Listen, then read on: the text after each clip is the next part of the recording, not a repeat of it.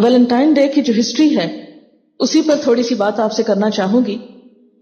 14 فروری کی یہ تاریخ جو ہے یہ ایک عیسائی مبلغ سینٹ ویلنٹائن کی یاد میں منائی جاتی ہے جس نے رومن بادشاہ کلاڈیوس کے خلاف بغاوت کی تھی، کیونکہ بادشاہ کا خیال تھا کہ اس کی فوج کی شکست کے اسباب میں یہ بات ہے کہ رومن نوجوان اور سپاہی عشق و محبت اور شادی کے چکروں میں صحیح کارکردگی کا مظاہرہ نہیں کرتے، لہذا انہوں نے سپاہیوں کی شادی پر پابندی لگا دی. ویلنٹائن نے اس کے خلاف بغاوت کی. کہا جاتا ہے کہ اس کو گرفتار کیا گیا اور 14 فروری کو موت کے گھاٹ اتار دیا گیا. اس نے مرتے وقت جیلر کی بیٹی کو جو اس کی دوست تھی ایک خط لکھا جس میں دستخط اس طرح کیے کہ تمہارے ویلنٹائن کی طرف سے، اور وہاں کے عیسائی پوپ نے 14 فروری کے دن کو ویلنٹائن ڈے سے موسوم کیا اور 14 فروری محبت کے پیغامات باہم پہنچانے کی تاریخ بن گئی.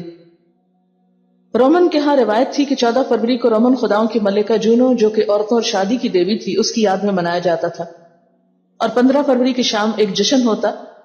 اس پارٹی سب رومن لڑکیوں کے نام ایک جار میں رکھ دیے جاتے. ہر رومن لڑکا اس جار سے ایک نام نکالتا اور جس لڑکی کا نام نکلتا اس کے ساتھ شام گزارتا. بعض اوقات لڑکے لڑکیوں کے جوڑے بنانے کا کام سارا سال جاری رہتا اور اس دوران یہ لڑکے لڑکیاں محبت میں گرفتار بھی ہوتے اور شادیاں بھی کر لیتے. سر ویلنٹائن کے حوالے سے یہ تاریخ محبت کے پیغامات، کارڈ اور تحفے باہم بھیجنے کی تاریخ بن گئی. اب سوال یہ پیدا ہوتا ہے کہ ہم اس دن کو کیوں منائیں؟ یہ ان کے لیے تو کوئی اہم دن ہوگا، لیکن ہمارے لیے اس میں کیا اہمیت ہے؟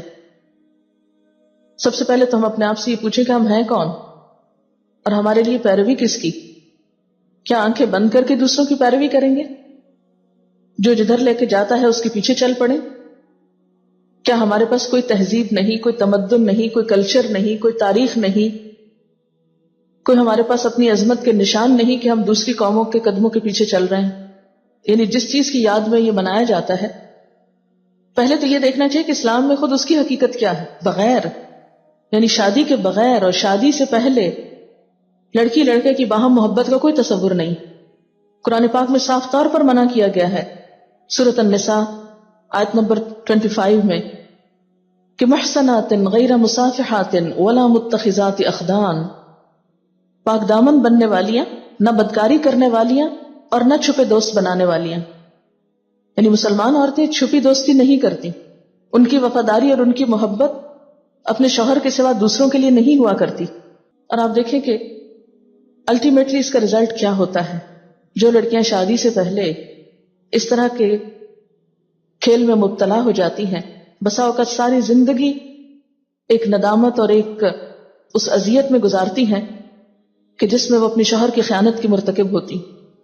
اور بہت سے اوقات میں بسا اوقات شوہروں کے دل میں جب بدگمانی اور شک پیدا ہوتا ہے اور ایسی بات آتی ہے کہ ہماری بیوی ہماری وفادار نہیں اور ہم سے پہلے یہ دوسروں کی آنکھوں کا تارا رہ چکی ہے، تو شوہر کے دل سے قدر اور عزت اور محبت سب کچھ ختم ہو کر رہ جاتی. عورت کے پاس سب سے زیادہ قیمتی چیز جو ہے وہ اس کی عزت و عصمت ہے.